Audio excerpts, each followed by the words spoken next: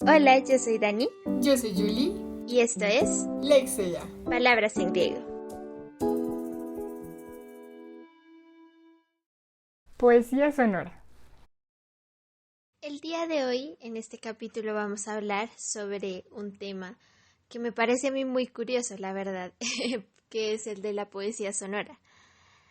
La poesía sonora, o bueno, de lo que vino este tema, en realidad fue una propuesta que le hice a Julie, que salió de una clase que tuve en la universidad, y a mí me causó muchísima curiosidad este tema que vimos, porque plantea muchas cosas y plantea también, abre la puerta a muchos debates sobre la poesía, pero también en general, creo yo, sobre el arte contemporáneo y sobre el arte que vino desde las vanguardias. Entonces, para comenzar, vale la pena decir que la poesía sonora es esta rama de la poesía que surgió con las vanguardias, que explora las posibilidades expresivas de los sonidos, pero también en sí mismo de las articulaciones vocales y de esta parte oral del lenguaje verbal, mejor dicho. Este tipo de poesía, vale la pena decir también, que se encuentra entre la música y la literatura. Y lo que busca con esta mezcla entre música y literatura es explorar ese campo entre el habla y el canto, el ruido semántico y el sentido poético. La poesía sonora también explora la relación más cercana entre esta palabra y el sonido, así como lo hace entre literatura y música, y por eso adopta algunos términos mismos de la música, por ejemplo la intensidad, el sonido, el tiempo, entre otros. Vale la pena decir también en esta primera definición, mejor dicho, de la poesía sonora, que la poesía sonora se diferencia de la poesía fonética. La poesía fonética apareció antes, mejor dicho, con las vanguardias, y ya vamos a hablar un poco más sobre este nacimiento, que también fue un poco el de la poesía sonora. Sin embargo, la poesía sonora se encuentra más ligada a la experimentación más actual con lo electrónico. La poesía sonora nació, como dijimos, al lado de la poesía fonética en las vanguardias del siglo XX. Esta poesía tiene su auge principalmente en este tiempo. Sin embargo, se dice también que tiene algunas manifestaciones anteriores que datan justamente de expresiones orales literarias. La poesía sonora, que comienza en el siglo XX, ven especialmente del futurismo, el dadaísmo y el movimiento MERS, que es uno que vamos a hablar más adelante cuando hablemos de uno de sus principales expositores, que es Kurt Schwitters. Dani al comienzo mencionaba que le parecía que la poesía sonora era como un tema muy interesante, y yo creo que también es un tema muy conflictivo, por lo menos para mí. Y yo comienzo así con el debate de una vez, porque pensamos en la poesía sonora, una poesía que nació en las vanguardias, como dice Dani, y fue o está anexada al movimiento dadaísta. Bueno, y al MERS, que es como una creación El ahí MERS es muy chistoso. después del dadaísmo.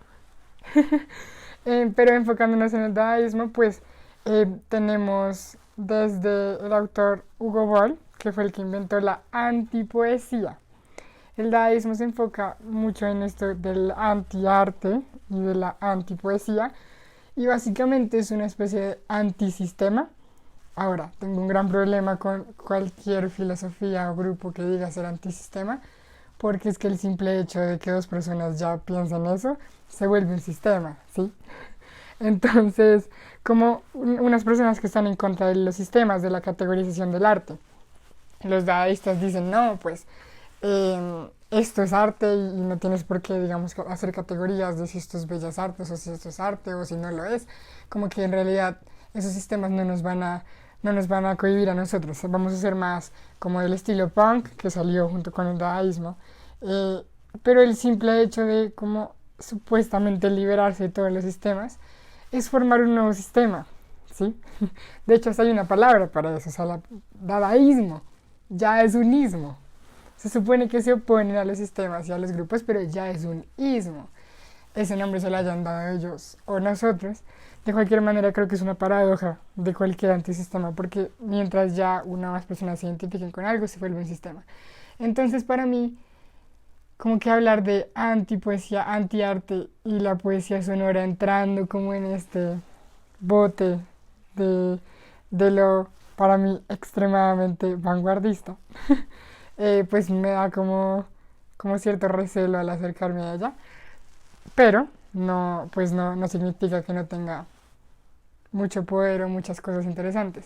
Y pues para finalizar, eh, Dani al inicio hablaba de que pues se remonta también a lo oral en la literatura. Y es que pensemos algo, el sonido es como la base más primitiva del idioma y pues también de la lengua y pues también del arte. La escritura en realidad es artificial. La escritura es artificial, es creada y acordada, en cambio los sonidos son expresiones naturales. Entonces, bueno, pues resulta interesante que tengamos una poesía que busque acudir a esas expresiones naturales. Implica muchísimas cosas, pero bueno, por ese punto me parece que es un buen inicio. Sí, frente a esto último es como se dice que estas primeras apariciones, mejor dicho, de lo que podríamos llamar luego poesía sonora, son por ejemplo esos juegos silábicos, distorsiones léxicas, los juegos y canciones infantiles, los trabalenguas, las gitanjáforas. Hintanháforas. Tenemos un epígrafe sobre eso. Así me comí una N al escribirlo. Gitanjáforas. Y un montón de juegos sonoros que vinieron antes de la poesía en sí misma. Para seguir hablando, mejor dicho, de esta parte de las vanguardias y de cómo vino del dadaísmo, del futurismo y del MERS, la poesía sonora, es importante saber también en este contexto que el siglo XX pues, fue un siglo donde nacieron no solamente estas, sino muchas otras vanguardias. Y lo que pasa también con estas vanguardias es que comienzan movimientos pequeños de experimentación de la palabra que incluye, por ejemplo, el azar y la mezcla entre literatura y otras artes. En esa parte del azar creo que está el mayor debate por el que podemos ir en la poesía, tanto en la poesía sonora como en toda la poesía y en toda la literatura que nació de estas vanguardias. Pero bueno, vamos a hablar de eso un poquito más adelante. Frente a este contexto también cabe decir que estos movimientos que nacieron hacen que la escritura y la lectura de poesía dejen de ser como actos solemnes.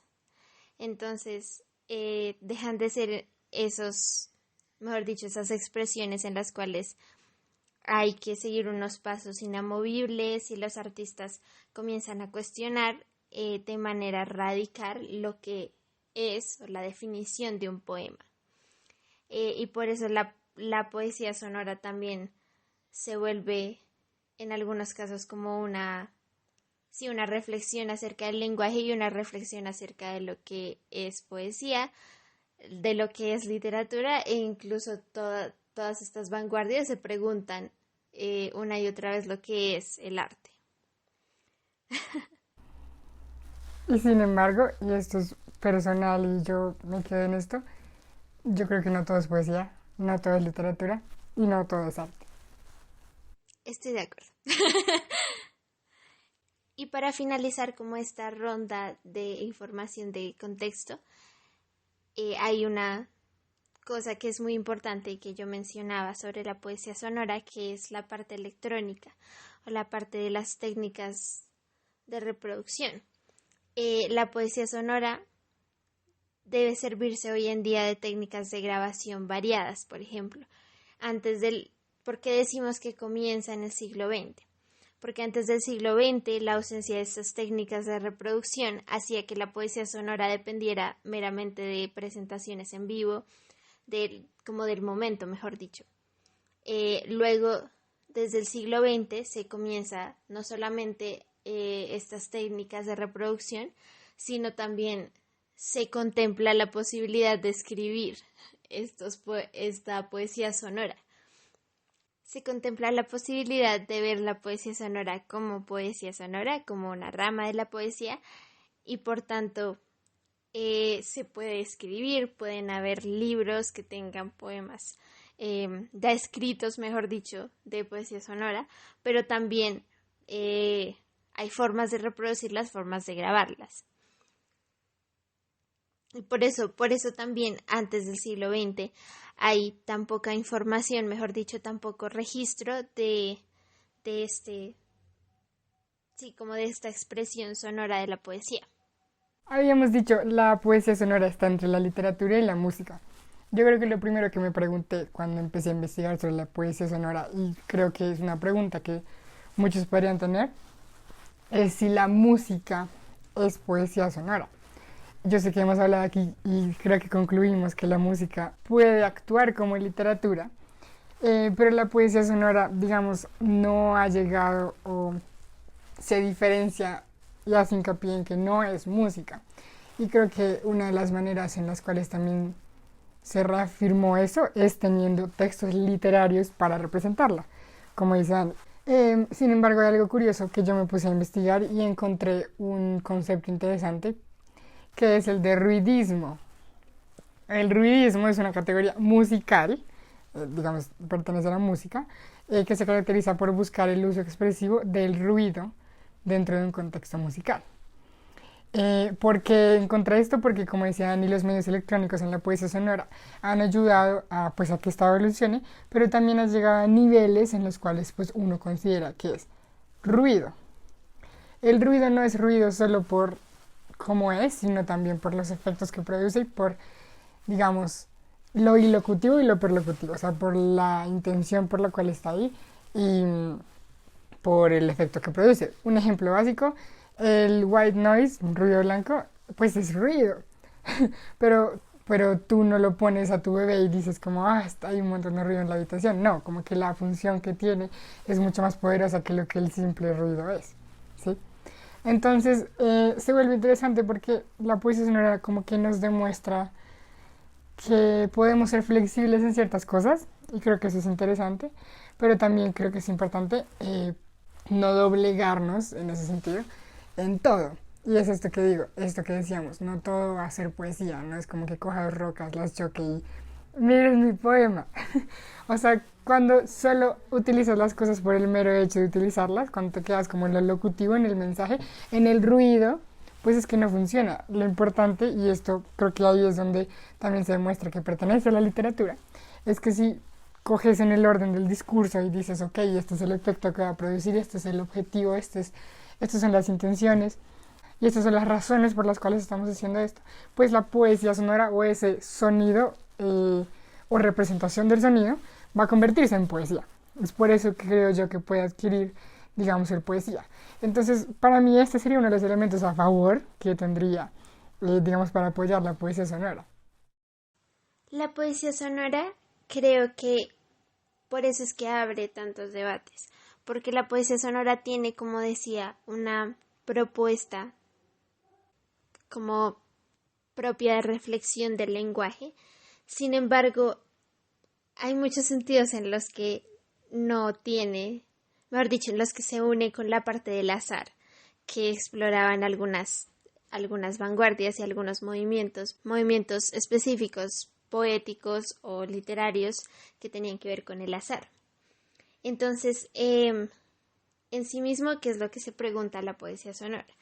Yo encontré algunas preguntas en uno de los artículos que leímos para la clase sobre la poesía sonora, que se llama Poesía Sonora, el sonido como sentido poético, del periódico de poesía.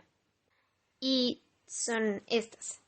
¿Qué pasa cuando el poema ya no tiene la forma visual ni la forma acústica que tuvo siempre? ¿Qué pasa cuando la poesía no está hecha de palabras?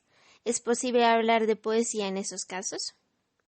Lo que busca la poesía en esos casos es preguntarse qué expresa el sonido mismo y no la palabra como siempre la conocemos.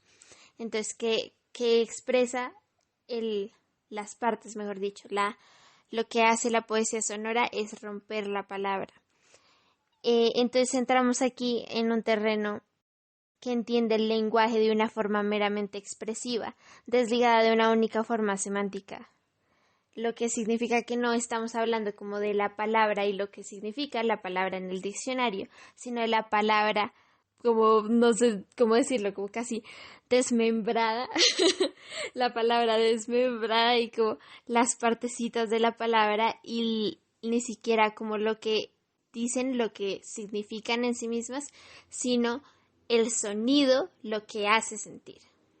Está muy ligado a las sensaciones, pero también está muy ligado a esas otras formas de entender el lenguaje. Una de las citas que tomé de este artículo decía que él estaba parafraseando a Enzo Minarelli y decía que la poesía sonora capitaliza y se esconde en los misterios de la lengua, en los vectores tecnoelectrónicos, en los rumores, en las tonalidades. Los sonidos que escuchamos son una especie de estructura profunda chomskiana que nos conduce a identificar lo particular y lo diferente, que lleva las palabras al nivel de la estructura superficial y así ayuda a la escucha a configurar un sentido. Dos cosas.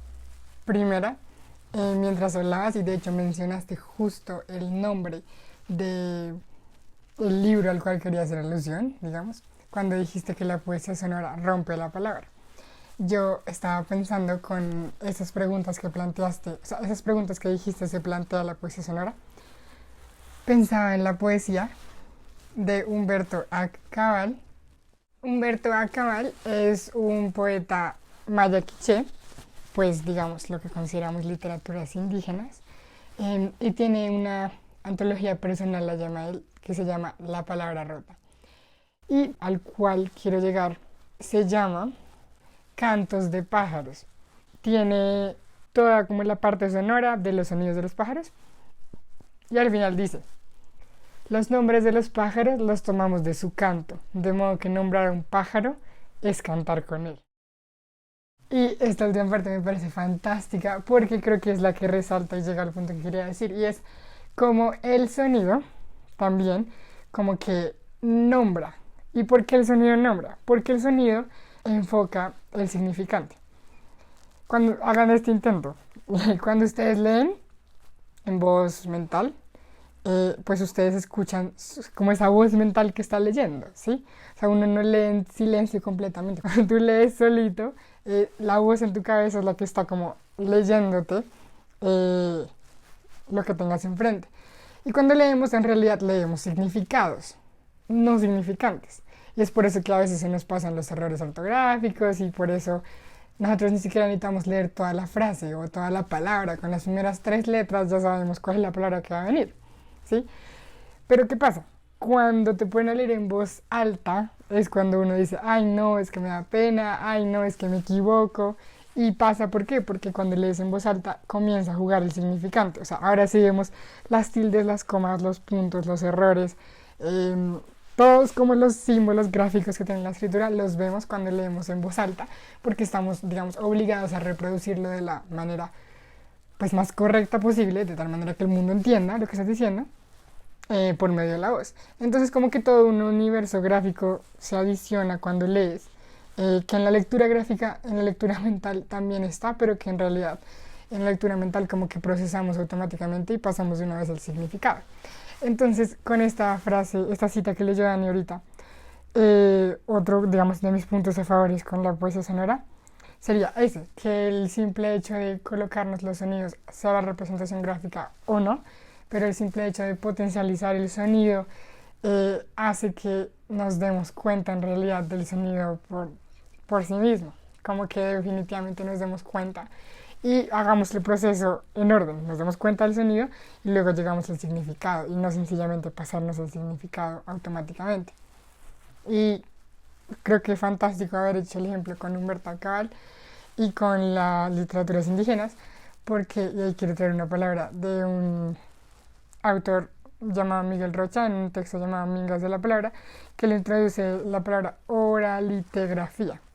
Y es fantástica esa palabra. Y de hecho creo que podría perfectamente cuadrar con la poesía sonora. ¿Qué tenemos en poesía sonora? Tenemos, como dijimos, entre la mitad entre literatura y música, pero en poesía tenemos como lo literario, lo escrito, y en sonoro como lo musical, el sonido. En oralitegrafía tenemos lo oral, el sonido.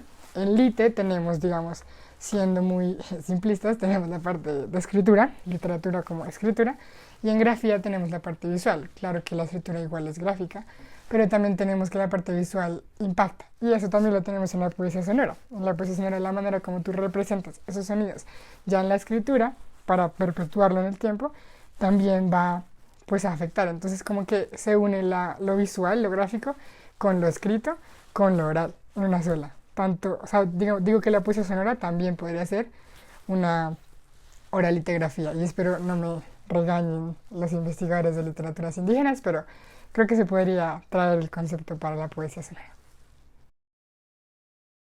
Bueno, quiero decir primero que una de las cosas que es importante, de hecho, de muchos de los autores y muchos de los poetas que han hecho poesía sonora, es justamente esta parte del folclore y las búsquedas en la oralidad propia de los pueblos, que es algo que a mí me pareció muy interesante y que de hecho me lo recordaste cuando dijiste esto que dijiste sobre literaturas indígenas, porque es algo muy interesante como percibir cómo sonamos de forma distinta, mejor dicho.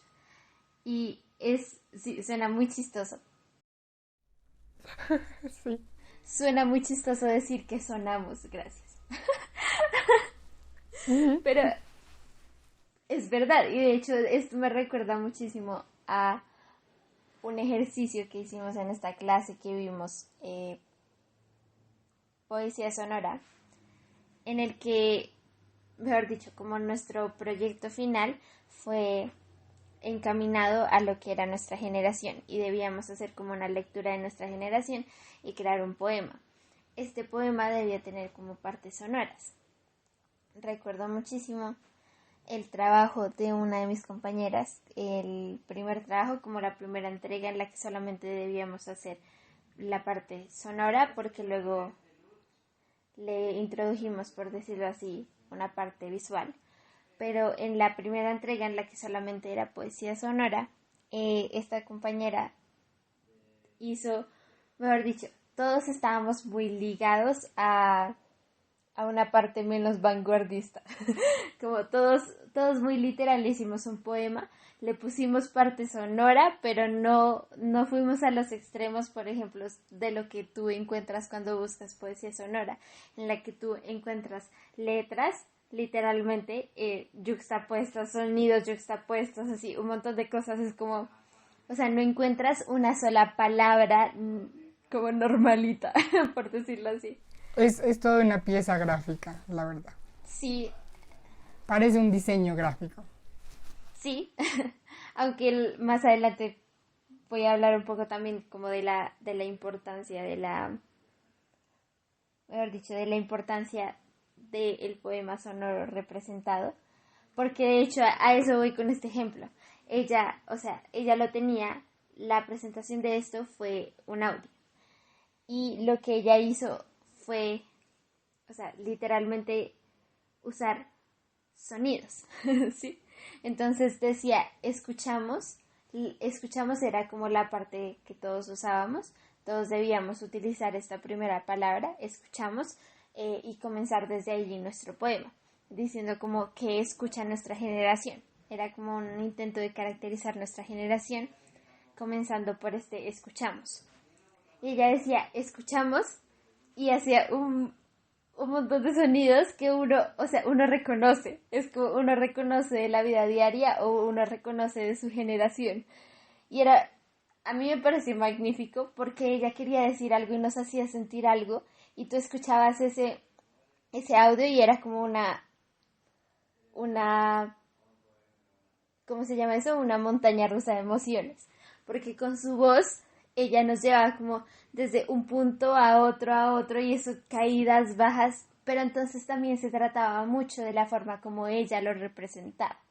O sea, no estábamos viendo nada, pero la lectura de ella era también la que nos hacía entender el poema, ¿sí?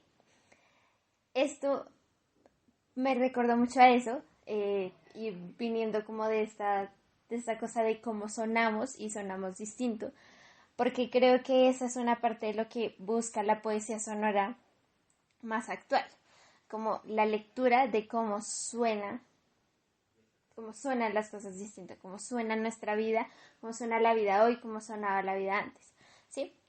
Y es una conexión, siento yo, muy interesante para tratar el arte, porque cuando tratamos desde nuestra sensibilidad, eh, desde las cosas, mejor dicho, ¿cómo decirlo? Algo que hablábamos también en otro episodio, desde las cosas tan simples, mejor dicho, tan cotidianas, por decirlo así, y nos preguntamos cómo eso tiene un significado, salen cosas muy curiosas.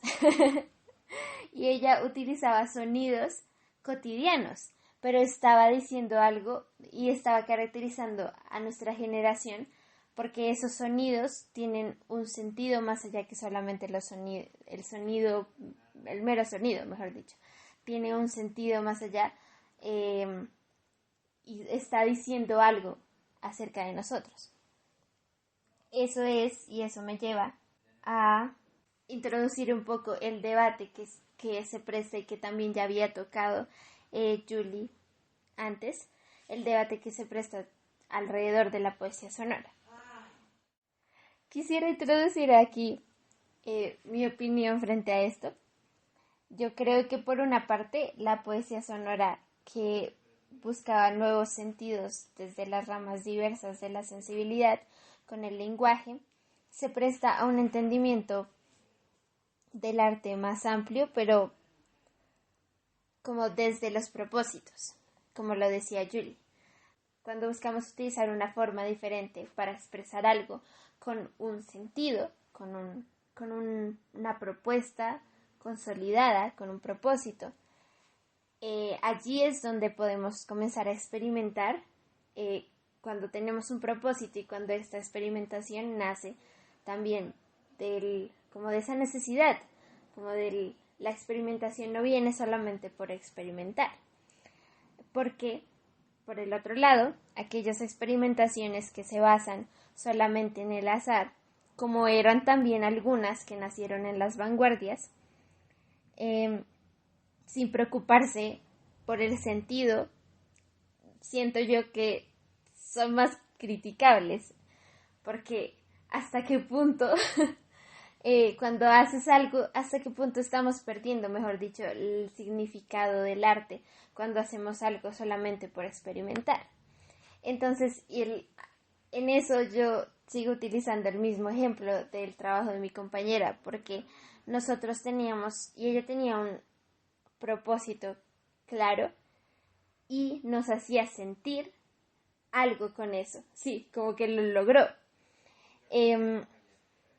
Y la profesora de esa clase nos decía muchas veces, es como todas estas cosas que uno trata de incitar, todas estas cosas que uno enseña y trata de incitar a los estudiantes a experimentar, es una experimentación desde el propósito, porque en el arte tenemos un propósito, debes tener un propósito y no experimentar por experimentar, que es justamente la crítica que yo haría a esas experimentaciones por el azar. Sin embargo, siento que hacer esta crítica ahora, mejor dicho, es una crítica un poco más compleja de analizar. Porque en ese momento de la historia, en el momento de la historia en el que nacen las vanguardias, hay arte que nace con o sea, que sí nace con un propósito, pero el propósito es literalmente como no hacer nada.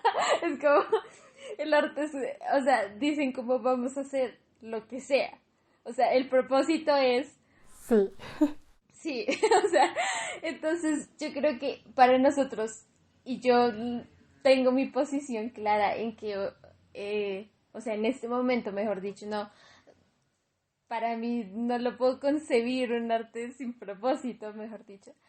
Em, pero es muy sencillo decirlo desde ahora, también teniendo en cuenta como los contextos históricos en los que se dan las vanguardias. Que si uno los mira, uno es como, pero estas personas estaban literalmente como en una crisis existencial. ¿Qué les está pasando? Y hoy en día se nos hace muy fácil decir como, wow, esta persona que estaba pensando, o por qué está haciendo eso. Pero sí, definitivamente los contextos son diferentes. Pero para mí, en este debate, en este momento, la poesía sonora como que nace en este momento. Yo siento que, bueno, poesía sonora y en todos los sentidos, el arte debería tener un propósito. Y la experimentación, responder a ese propósito. La poesía sonora es sorda porque yo creo, y esto no lo digo en un mal sentido, sino que yo creo que hay que ser sordo para no escuchar el sonido como mero sonido, ¿sí? O para no escuchar ruido, para no escuchar molestia, sino hay que ser sordo o no se puede ser, esto va a sonar re raro, muy, no se puede ser auditivamente común para poder entender la poesía sonora. Es que no se puede. Es mi posición. Yo creo que se debe ser sordo, es que lo digo como un contracorriente, ¿sí? No por lo que significa la sordera, sino se debe ser diferente, se debe ser sordo, ¿sí? Para que el sonido no sea sonido, sino que sea mensaje, sino que sea vibraciones. Sino, o sea, que tú puedas entender que cada uno de los elementos aportan significado al mensaje a transmitir. Yo creo que esa es la característica de los músicos, por ejemplo.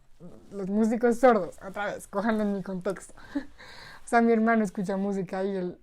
Yo no escucho música solo por escuchar música, yo personalmente. Yo escucho música cuando hago otra cosa, ¿sí? Pero como que me siente solo a escuchar música con los ojos cerrados y no haga nada más. Y ese es mi momento de música durante 2 horas. Yo creo que eso lo hace otra vez, el sordo. Pero ojalá me entiendan. O sea, para el cual la música no es solo sonido, para el cual la música es mucho más que eso, para el cual la música se divide y tiene un trasfondo y tiene mucho más. Entonces, para mí, si queremos degustar la poesía sonora, tenemos que ser sordos, tenemos que entender que el sonido no es solo sonido, ¿sí? Entonces, con todo, pues las cosas, digamos, negativas que observo en la poesía sonora, una de las positivas y con las cuales, digamos, que me podría quedar, es que tratemos de entender lo fonético y lo sonoro como mucho más que el ruido. Y creo que tal vez con eso podemos llegar como a coger el corazón de la poesía sonora.